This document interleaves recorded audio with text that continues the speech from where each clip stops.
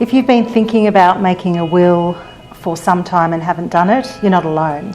Making a will is one of those things that most of us tend to put off, but in reality, we've really got no choice. It's something that's very important for us all.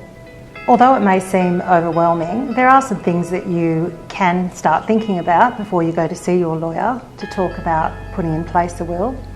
They're things like who's going to be the executor of your will. So this is the person that's going to go and see a lawyer at the end of the day and be responsible for administering your estate. Also have a think about who your beneficiaries are going to be and the proportions in which you'd like them to benefit from your estate. Another thing to think about if you have young children is who you would like to nominate as the testamentary guardian of your children.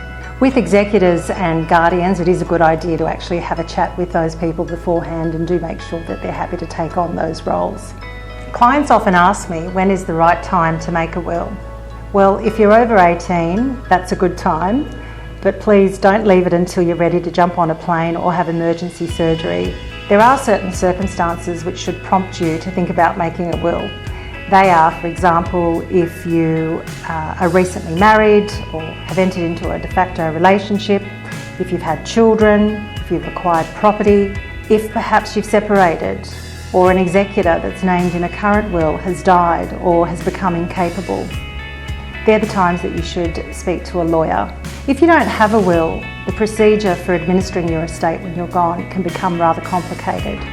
If you die without a will, you're known to have died intestate, and then the laws of intestacy will apply to how your estate is administered. That's basically a pecking order which state legislation prescribes. For most people, that pecking order means that your estate is not going to be administered in the way that you had hoped or had planned for your loved ones. So it's best to plan ahead. That's your best chance you've got of having your estate administered the way that you would want.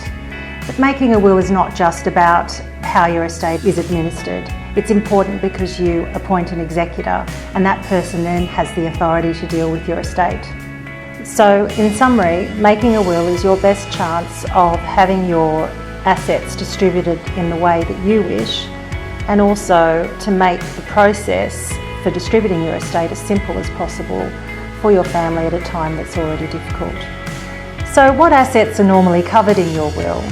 They're things such as real estate, personal property, whether that's motor vehicles or other personal belongings, shares in private companies or in listed companies, bank accounts, anything that you own basically.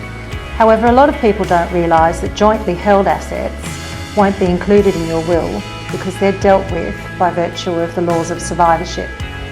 For example, if you own a property as a joint tenant with your spouse or some other family member, when you die, that property will automatically revert to the survivor and not form part of your estate. So if you've been thinking about making a will, you've probably considered homemade wills or DIY kits as they're often referred to. In my professional opinion, these are dangerous in that they're often not signed properly and very difficult to interpret.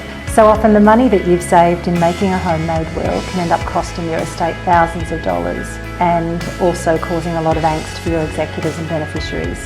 Suffice to say that everyone's circumstances are different and have individual needs. So if you'd like to learn a little bit more about estate planning, there is information on our website in our plain English guides.